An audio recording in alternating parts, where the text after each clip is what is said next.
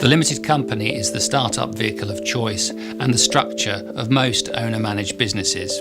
But why is this the case? Aside from the tax, financial and business structuring advantages, the main advantage of a limited liability company is that it does what it says on the tin.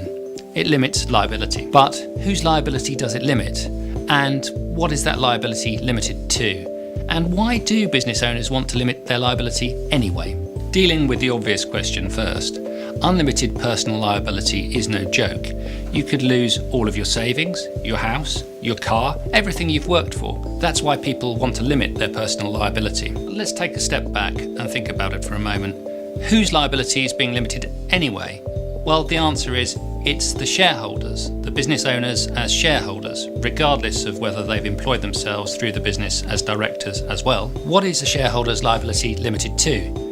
Well, the answer is it's the amount that they agreed to pay for their shares.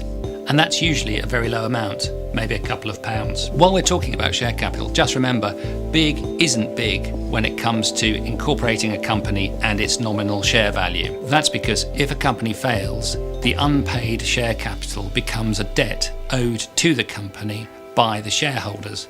And it's a debt that insolvency officers and administrators collect from them. For example, if you incorporate a company with a share capital of £1 million, but only pay in a couple of hundred, you could be liable to pay in the rest if the company becomes insolvent. That said, in owner-managed businesses, the shareholders and the directors are the same people, and these owners can't escape personal liability just by being shareholders if in fact they run the business unlawfully or improperly. So what should shareholders directors do then to protect their limited liability?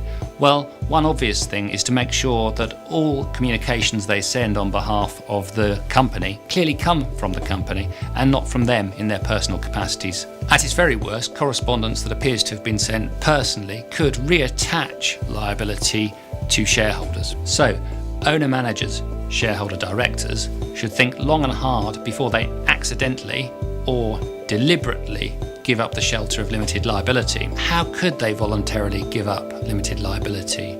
Well, that usually happens when they sign a personal guarantee or a similar document, like a guarantee of a premises lease.